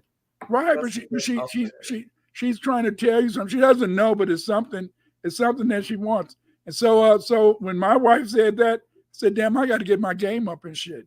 You know, I mean, hey, would you like to go here? You want to go out to dinner? Every weekend we going somewhere. Or where we going this weekend to eat? I don't like restaurants. I like buffets because I can eat all I want. But my wife likes restaurants. What restaurant do you want to go to this time? Oh, you want to go there? Okay, let's go. You know, you want to go here? Let's go. Why? See, shit. See. In other words, In other words, when Judge Mathis, when his wife, in a sense, when his wife was trying to talk to him, instead of him realizing it, he ended up like Tyrese, crying. Because the whole point is this: that what did I do wrong? What you did wrong, you didn't look at the damn signs, nigga. What? See, God give you common sense. God give you common sense. You got this beautiful wife, you know, and the thing is, this is that. But you forgot what you did when you was trying to in a sense get her. You forgot in a sense that you were trying in a sense to maybe keep the muscles up. I mean, stuff like that. I mean, back when I first met my wife, I'd say, you know, I was playing football. I'd say, stand up on my stomach. Go ahead, just jump up and down. Because I mean, damn shit, I'm playing football. I got to be ready, baby. So, you know, and so then, I mean that was just it. That was it. You know, but the thing is, this is that. But we do forget sometimes that I don't care. It could be 5, 10 years, but maybe sometime find some extra money. Get up. Stop trying to just pencil and nickel and dime shit, and don't take your woman out sometime. You know, plenty of times. You know, take her somewhere and surprise her. Buy her a dress. You know, I didn't like to buy my wife shoes because I'd get the wrong damn sizes. But, you know, buy her a dress, you know. For a while, my wife used to like jewelry. So buy some jewelry and stuff like that. Something in a sense. I mean, it doesn't really mean that much. It doesn't mean that much to you, but it's just the idea that you bought it for your woman. See, the thing is that we don't understand sometimes as a man that our woman can feel naked. Damn, I keep her clothed. She's got all type of clothes. She's got this, she's got that, but she can still feel naked because she can feel that maybe you're not giving her, you know, other things just for her being her. See, that's the whole point. That's the whole point. When you got a superstar, you should want to give that superstar whatever she deserves, whatever she needs. And see, your woman deserves everything. Because why? Is it because that she's the president? Nah. Is it because she's the governor? Nah. What about the mayor? No. She deserves it because she's your woman. Right, because she's yours. That's and right. then if she's yours, then she will want you to have what you want, because that cycle will continue to cycle. Yes. And then everybody gets what they want. And everybody's happy. That's right, because see, remember, family, your woman is your key to God. What are you talking about, Clyde? Your woman is your key to God. Because see, your woman, in a sense, because the fact is that she lives and she dies every month. She lives and she dies. And so that gives her, in a sense, a higher purpose. She knows death. She ain't never been dead shit just because she had a fucking period. But that's very important. But see, by her having that period, she's experienced death. She's experienced pain. I mean, pain that you can't even imagine, you know. You know, I remember, in a sense, damn, you know, got to take pills and shit and all that type of shit for that pain during that time, during that period when they're on the period. And that's why a lot of times women are happy when the period is gone, you see. But the thing is this, though, is that you have to always understand is that, you know, you have to be ready to cry. You have to be ready to cry sometime. Why? You want to cry sometime because by you being able to cry, you can release it. And see, it's a shame that Tyrese is still crying, but Tyrese was made an actor when he was a kid. He was made, in a sense, a liar when he was a kid. He was made to perform. And so that now, in a sense, he has that ability. That's why he has that ability to cry out in public, because he sincerely is feeling the pain. He's sincerely feeling it. But the point is this, is that he didn't understand is that a woman is a woman. And the point is this, is that somewhere along the line, your woman will give you those signs, brother. Your woman will give you those signs. And if you don't pay attention to the sign, then you end up, in a sense, crying the blues. It's tough. You know, when I was a kid, they used to say a tough titty. It's a tough titty. Tough titty. No, that's real. And like I think Crates was saying in the chat, when he saw Tyrese crying again, you know, it's like mental illness is real.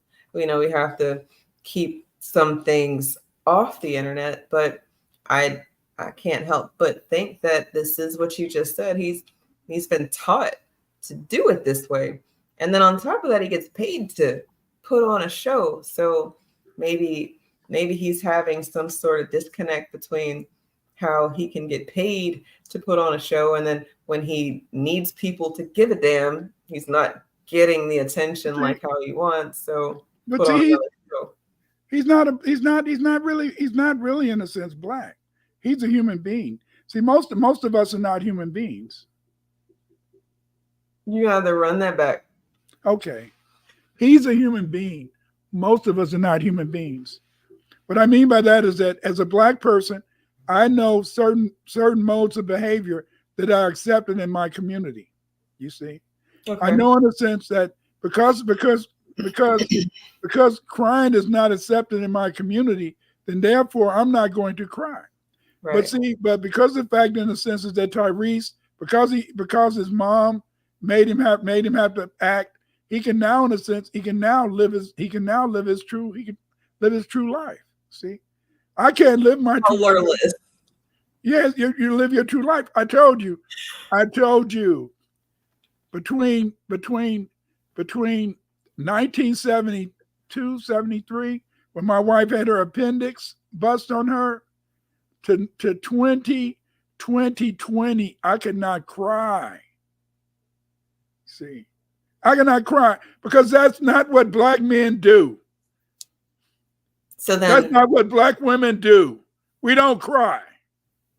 If you cry, you cry by your damn self. If you're a woman, and you're a man, you ain't gonna cry, period. You see? Right. But see, because of the fact that Tyrese's mom used to make him go out there and act in public, then he feels he can be a human being in public. See? Most of us cannot be human beings. Do you hear what I'm saying? Most of us cannot be human beings. It's just like my son the other day saying, "Damn," he said, "Pops, me and my wife, we got to go and we're going to Pucacana somewhere and stuff." And because somewhere in Mexico, Pucacana, some resort.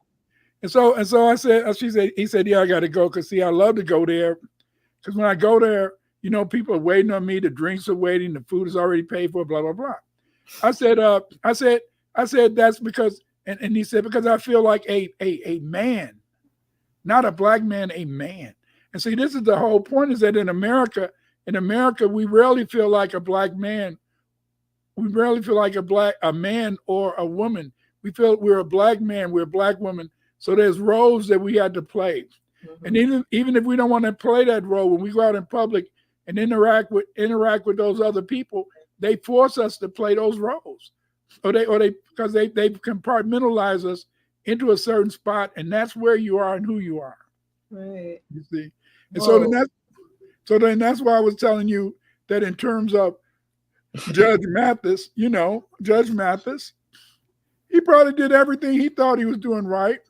But when his wife started letting him know, "You're not paying attention to me the way I want to be accepted.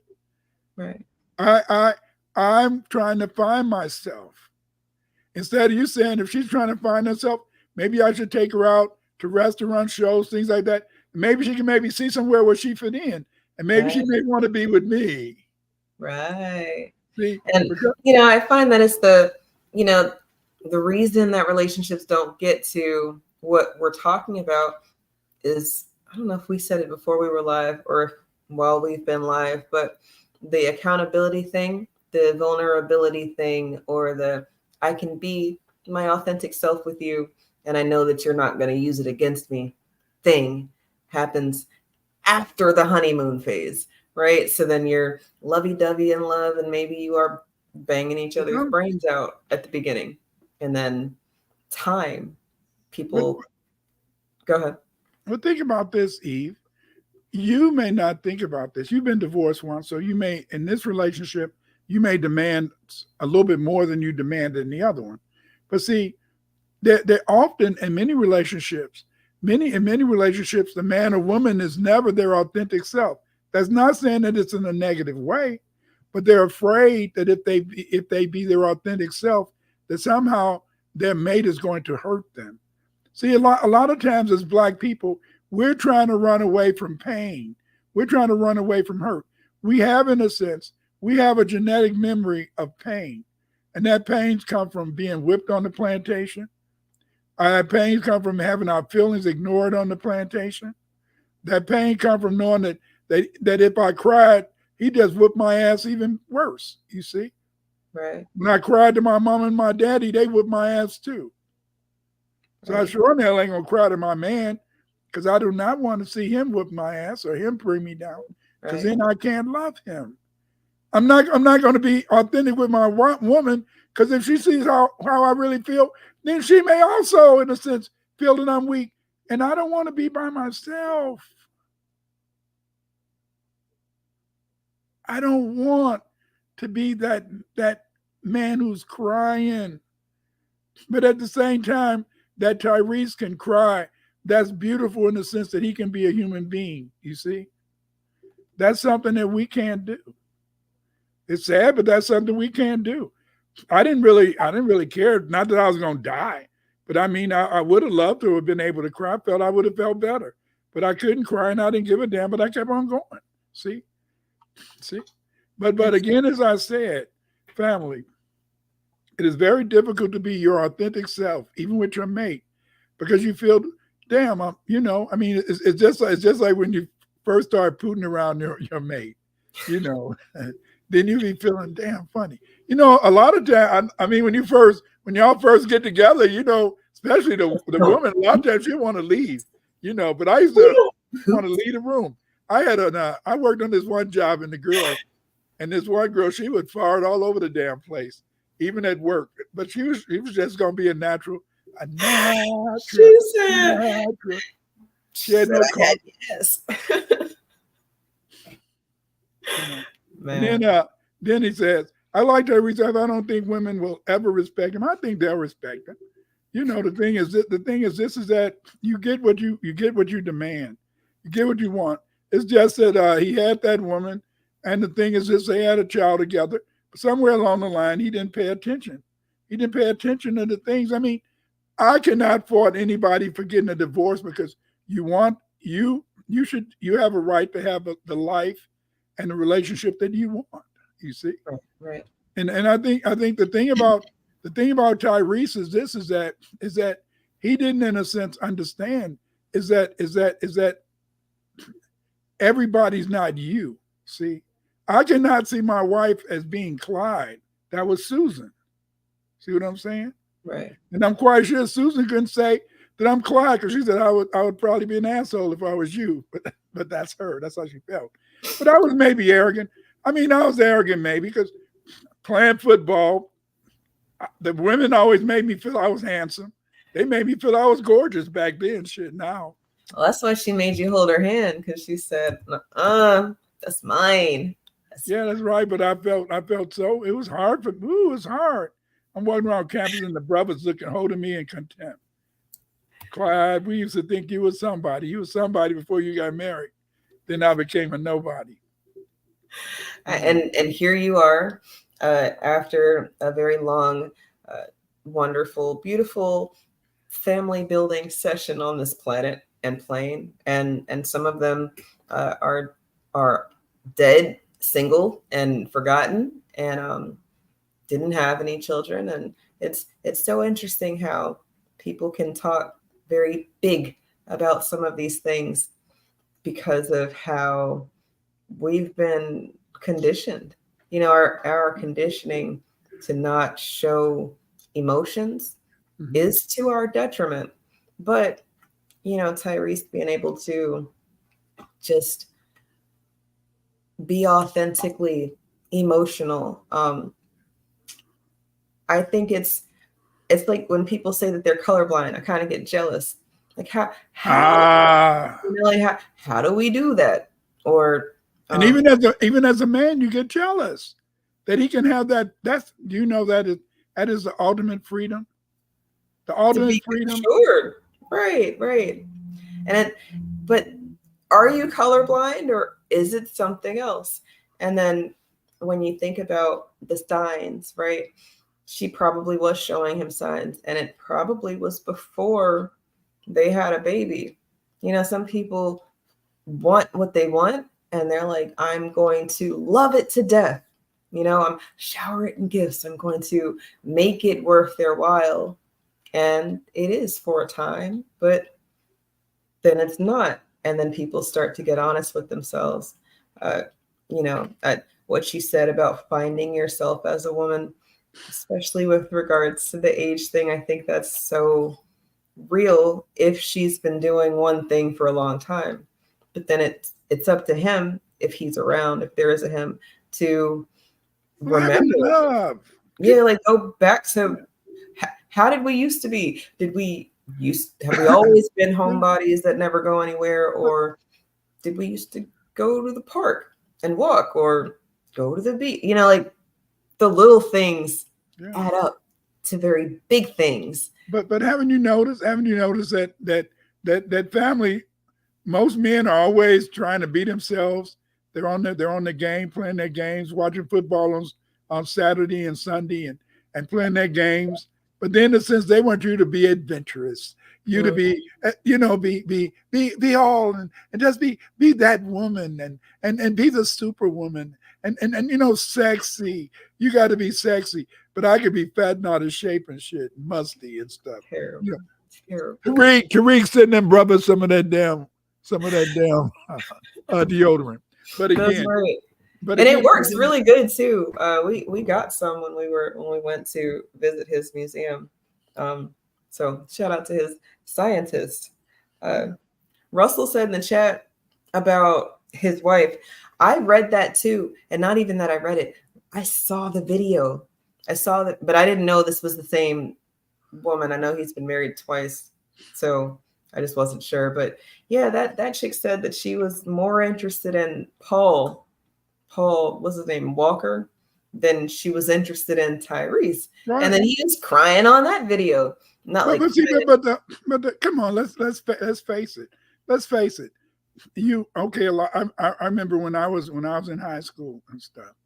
And so then this girl, in a sense, I mean, damn, when I wanted to try to meet her, we had activity every Friday. So I wanted to go meet her and stuff like that. And so, she was cool, But then I saw my baby down. I wanted her more. Sure. Sometimes you and your friend, a woman can be interested in you and your friend, but that doesn't mean she really wants him that way. See, this is a thing that men make a big mistake. Sometimes people make a big mistake. Just because people can see you as handsome, see you as this or that, or beautiful. I saw many beautiful women throughout my life, and a lot of those beautiful women wanted me, but I didn't want them. You see what I'm saying? And so, see, that's how people make a mistake when they think that just because somebody is beautiful, just because they may want you, that doesn't mean that you want them. See, and it's hard for me as a man to say that because, see, as a man, you're supposed to be a hoe, and any woman who want to have sex with you, you're supposed to go ahead and drop your drawers because you're a man. You shouldn't turn down anybody, and if you do turn down somebody, you got to be gay. Yeah, you got to be gay. I remember y'all was talking about you and your friend was on a show talking about the penis or whatever. I thought that was one of the silliest shows, but y'all carried it. But because I remember I had once read this thing and how this woman, when she talked about the penis, she just made it the fellas. Damn. I said, damn, is it that beautiful? Is it, it was so, the way she talked about it was just like, ugh. It was so, I said, damn, hell, that it's better than a human being.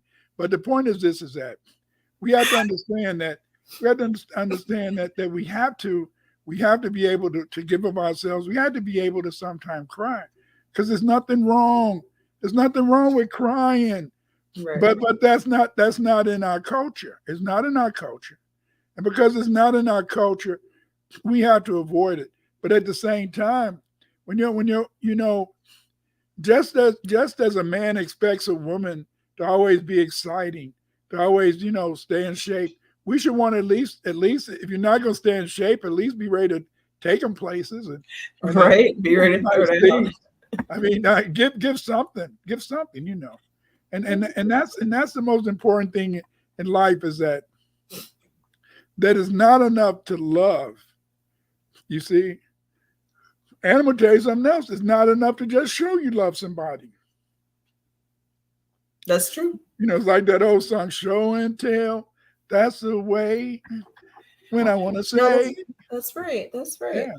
It's not right, and that's why throwing gifts at someone who doesn't really want to be there, that will last a little while, Right. you know, or even having children with someone who doesn't want to be there, that will last a little while, and then after that, there is no more joint purpose. That's why the children, sorry, not the children, parents of a child who's died, regardless of how it happens, it's hard for them to come together because they're both dealing with grief, and then it's on some they can't meet each other where they are because of that whole, they hadn't quite gotten to that vulnerability thing that we've been talking about, that complete openness.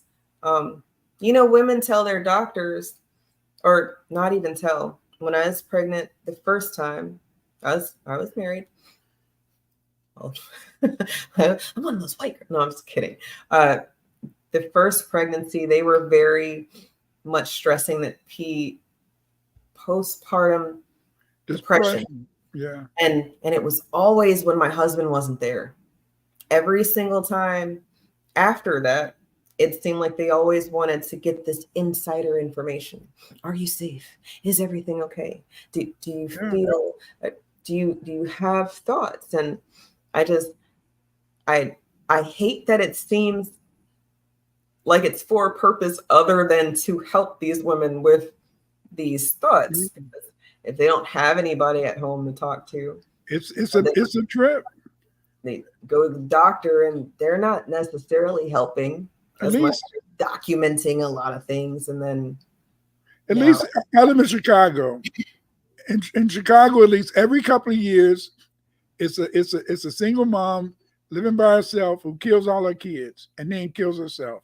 So this phenomena, but see, my wife used to tell me that would come to her mind sometime, but she would fight it. I don't know if it's came. I don't want you to say anything, but the point is that, see, my wife is dead, so nobody can question it.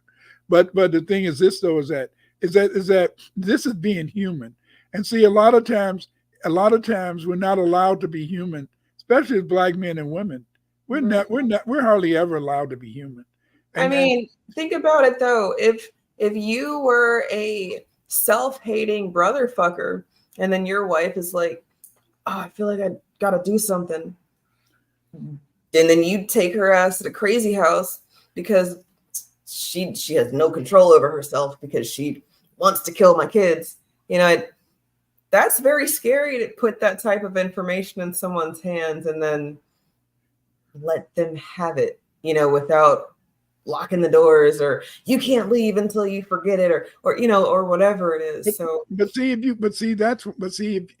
you become one, see, this is the whole problem. When you become one, if you can become one, it's no fun being one. I'll admit it's no fun being one, because when your mate thinks like you, does this, that, it's hard, because sometimes you don't see any difference. But at the same time, it allows you to be more authentic more often.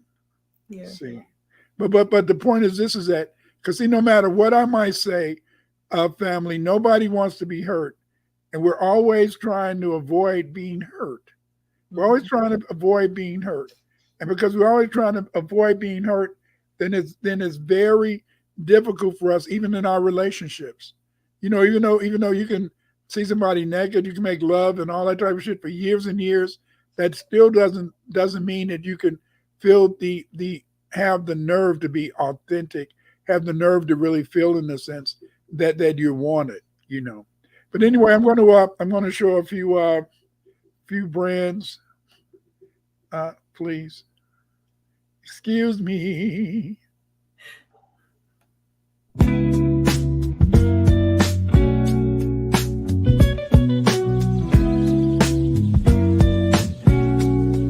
Atlantis in Mexico. Atlantis in Mexico. Atlantis in Mexico. Atlantis in Mexico. Time travel in a book. Go far in a book. When is the last time you spent bread on a book? Knowledge given in a book. Benefit from a book. Create a movie from a book. Create animation from a book. Atlantis in Mexico. Atlantis in Mexico. Mexico.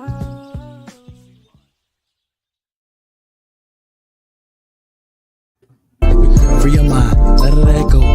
To the top, drop it to the floor. Take energy, coming like whoa. Spring water, let it go.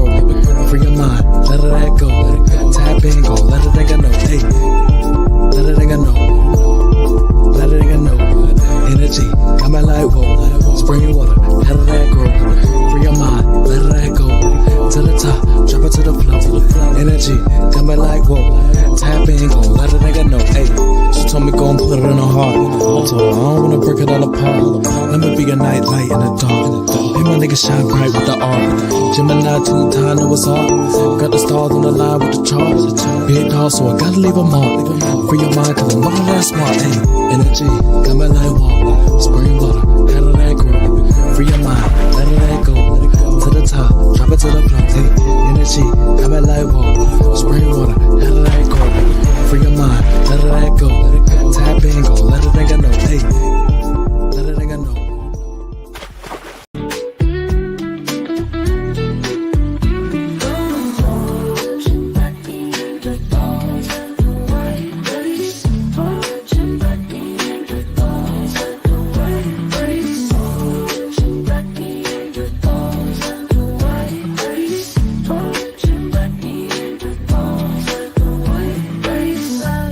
Time travel in a book. Go far in a book. Can you remember from a book? Knowledge given in a book. Benefit from a book. Create a movie from a book. Just don't forget to give thanks to the author of the book. Thanks.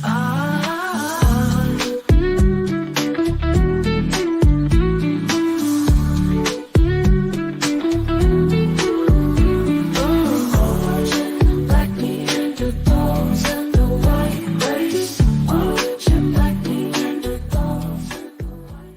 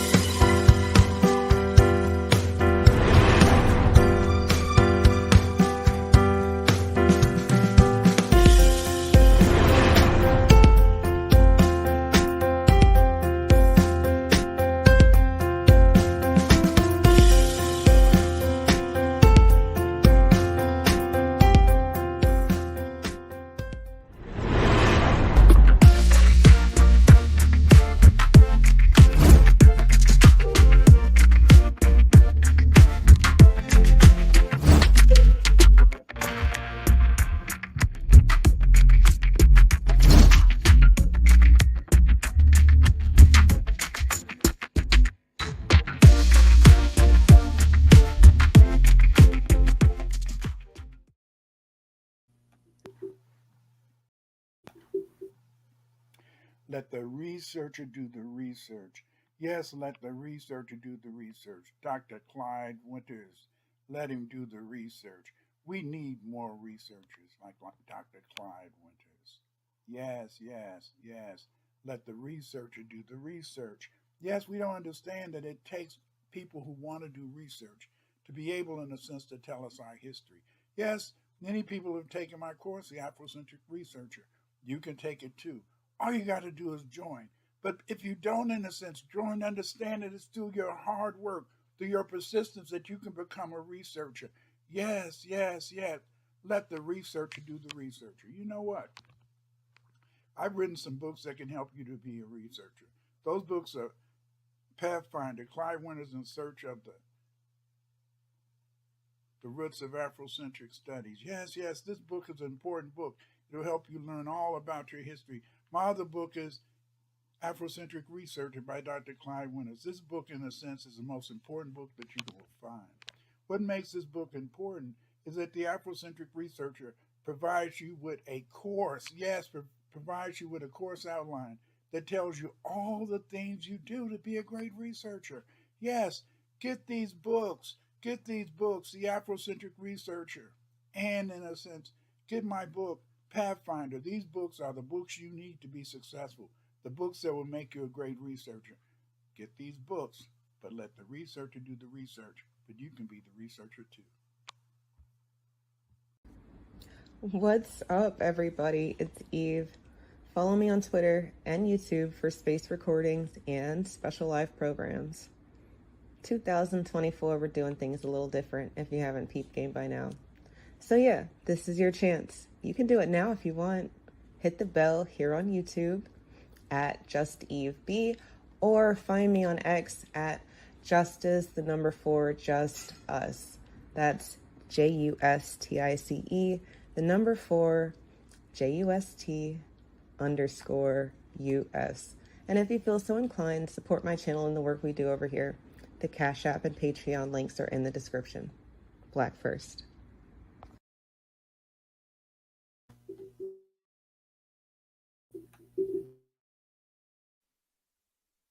The only thing that can save you is be one, be one, be one.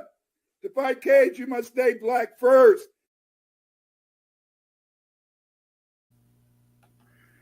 So true, so true. For sure.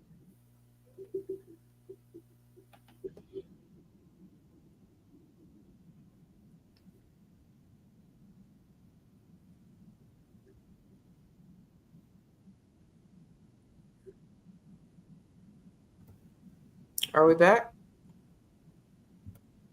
Then the food, the tiger, I chill, red, pirate, biology. Take it to the air, where there's no one there. We won the battle on the ground. Final call came around. Some of us heard that calling. Yeah, some of us were starving, hoping for a better day, hoping for a damn change. Live it, secrets, feel it, healing, trauma, build it, destroy it, receive it, feel it, hear it, believe it, you are it, become it, harm it, the old man, the whole man, told me, control it, I own it, they won't get, I'm a warrior, I'm a destroyer. They mislead our children and get in our head. They may feed us bullshit, kill us dead. They are walking zombies, living dead. And they are all parasites, killing dead. Take it to the air. Yeah. Learn to keep up even when the race ain't made for us. None can rub my nuts. Open up, genie, pop up. Want me to open up, but my heart can't open up.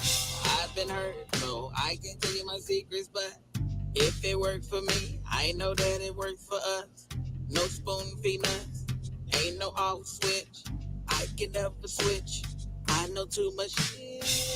They mislead our children and get in our head.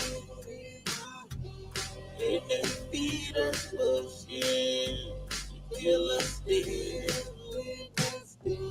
They are walking zombies, living dead. They are all parasites, kill them dead and take it to the air.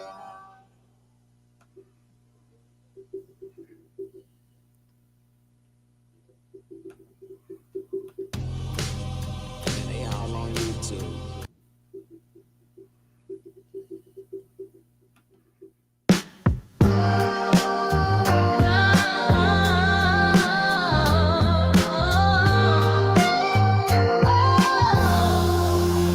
No need to pretend anymore. The truth is in your face. FBA roots, FBA roots, FBA roots. Oh, no need to pretend anymore. The truth is in your face. FBA roots, FBA roots, FBA roots. The Moors once ruled from woman to man. In Europe's heart, they wanted our land. Dr. Clyde reveals the hidden past, where blackness thrived, a vivid past. No need to pretend anymore.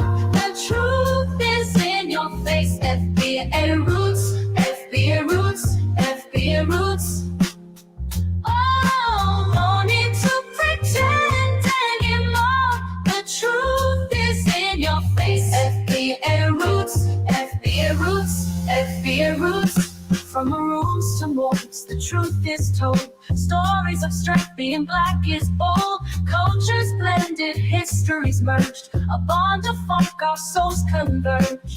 European tales, they twisted well to hide the truth, but their plans soon fail. See, Dr. Clyde's light shines beyond bright. We the black aboriginals are righteous in this fight.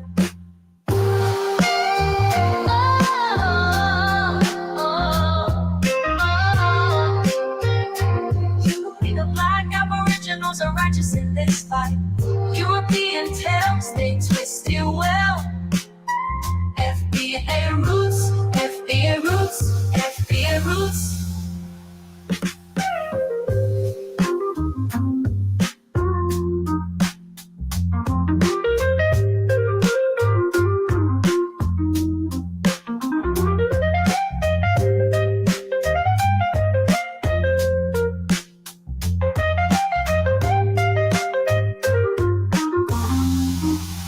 No need to pretend anymore.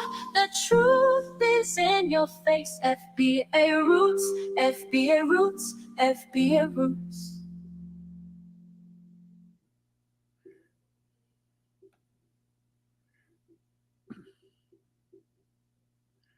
This is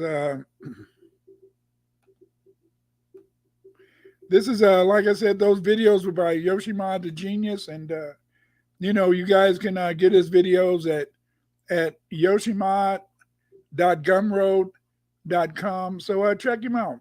Again, Eve, I've enjoyed this conversation. When you first sent me the idea about crying and me about crying, I really, it was kind of a very hard topic because, you know, you may not realize that crying is just not part of our culture. It's very hard for us to cry, and I think it's because we were whipped, beaten, and all that. And it's even sad because I know I always tell a story about my auntie, and my auntie, when she was crying, I said, "Why are you crying?" And then she said, "Because I'm a woman and I can cry." But she told me that. But then by the 70s and 80s, that wasn't part of our culture. That wasn't a culture that black women had because, you know, the white man was able to put this shit on TV that our women were the superwomen. And because you were a superwoman, Eve, I'm not supposed to feel sorry for you. Yeah, Becky and Karen, they can cry, and I should drop everything to come over there and comfort Becky, you know. But the point is, this is that they said that our women can't cry. Family, we can cry, both for our women and our men. Did you want to have a final comment for tonight? It's never my intent to try to stump you.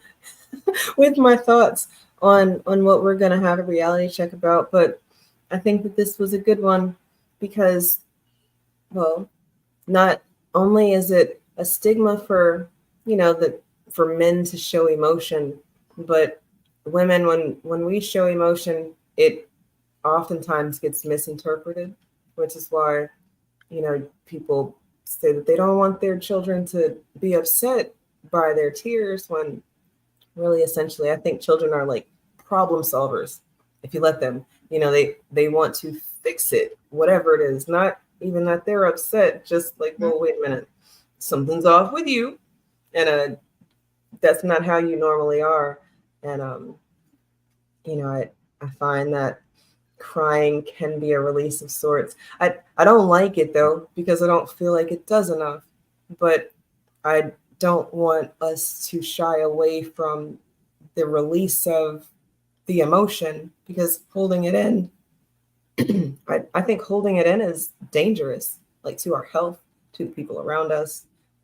So I do like when we can get deep and be vulnerable, at least as vulnerable as we will allow on this app without people using it against us. So I'm always thankful. Thank y'all for joining us. Thank you, family. See you next week.